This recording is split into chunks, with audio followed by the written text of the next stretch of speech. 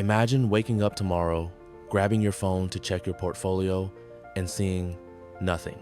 Not a red day, not a market dip, just a blank screen. You head to the local grocery store, and your card is declined. You try the ATM, it's dark. You check the news, and the headline says your entire country has been unplugged from the world. No more imports, no more exports, no more Netflix, and definitely no more international banking. To the rest of the planet, your nation has been effectively deleted from the global hard drive. For most of us, that sounds like a plot for a post-apocalyptic movie. But for the 85 million people living in Iran, this isn't science fiction.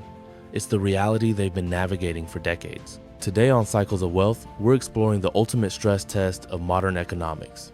Can a nation actually survive being ghosted by the global financial system? As we sit here in 2026 with geopolitical tensions fracturing the world into us and them, the answer to that question isn't just a history lesson. It's a survival blueprint for the next big cycle. Let's go back to the year 2012. This was the year the invisible guillotine fell. Up until that point, international sanctions were usually targeted, a slap on the wrist for a few politicians or a specific industry. But in 2012, the West pulled the nuclear option. They disconnected Iran from SWIFT. If the global economy is a human body, SWIFT is the nervous system. It's the messaging network that allows banks to talk to each other and move trillions of dollars.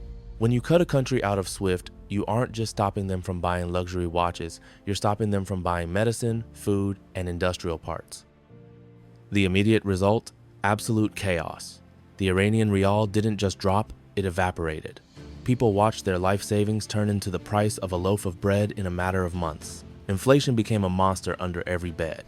The smartest guys in the room in Washington and London predicted a total systemic collapse within weeks. They figured that once people couldn't get their hands on iPhones or German-engineered car parts, the social contract would snap.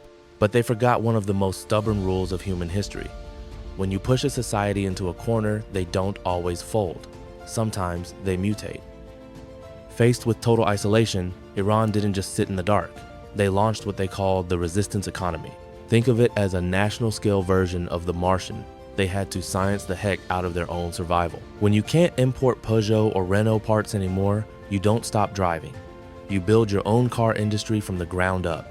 Today, Iran is one of the largest automakers in the Middle East. Are they as sleek as a Tesla? Maybe not. But they run on local fuel, use local steel, and provide local jobs. But the resistance went deeper than just cars. They looked at the sectors that were most vulnerable to being deleted and focused their wealth cycles there. Take medicine, for example. When sanctions made it nearly impossible to import life-saving drugs, Iran pivoted to biotechnology.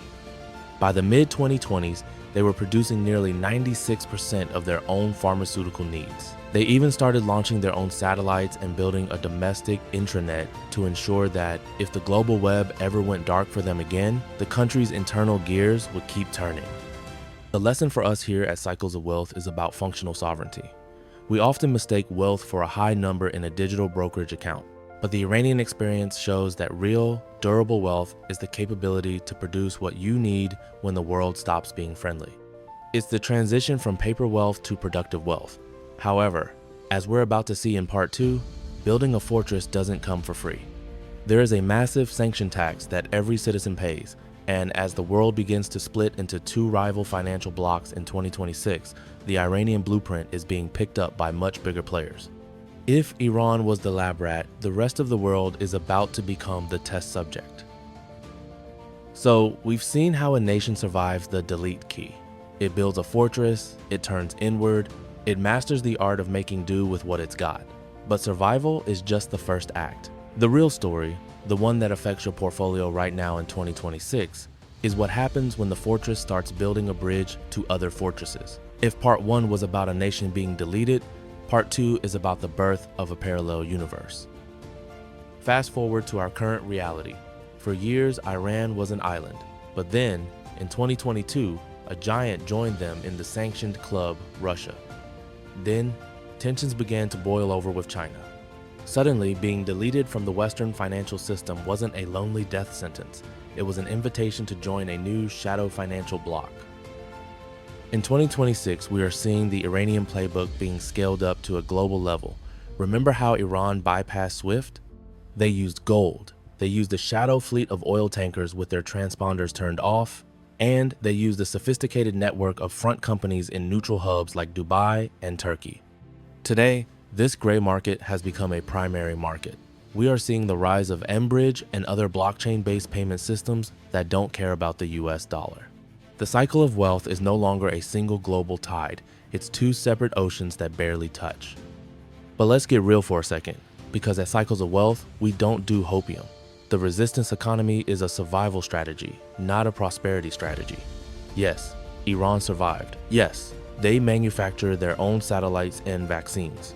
But there is a brutal price to pay for this sovereignty. When you disconnect from the global grid, you lose the efficiency of scale. Think about it.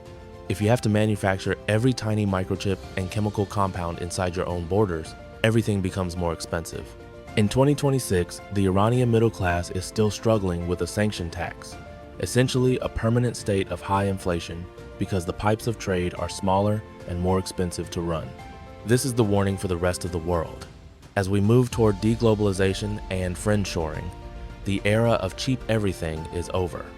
We are choosing security over efficiency, and that is a massive structural shift in the wealth cycle. So, what is the ultimate takeaway from the nation that refused to disappear? First, hard assets are the only real insurance. When the digital system deleted Iran's wealth, the people who survived were the ones who held gold, real estate, and, crucially, human capital. Your skills and your ability to produce something of value are the only things that can't be unplugged by a central bank. Second, watch the middleman nations. In the 2026 cycle, the most explosive wealth isn't being created in the fortresses or in the gated communities. It's being created in the bridge nations, the ones like Malaysia, India, and the UAE that are willing to trade with both sides. These are the lungs of the global economy, and that's where the smart money is moving. Third, the end of the monolith. The global financial system is no longer global. We are entering a cycle of competing truths. One side says the dollar is king, the other side says gold and CBDCs are the future. For the first time in 80 years, you cannot afford to be all in on one system. Iran's story proves that a modern nation can survive being deleted. It won't be easy and it won't be pretty, but the human spirit is far more resilient than any banking software. As we navigate the turbulent cycles of 2026, remember, wealth isn't just about what you own, it's about what you can do when the lights go out. Stay curious, stay diversified, and we'll see you in the next cycle.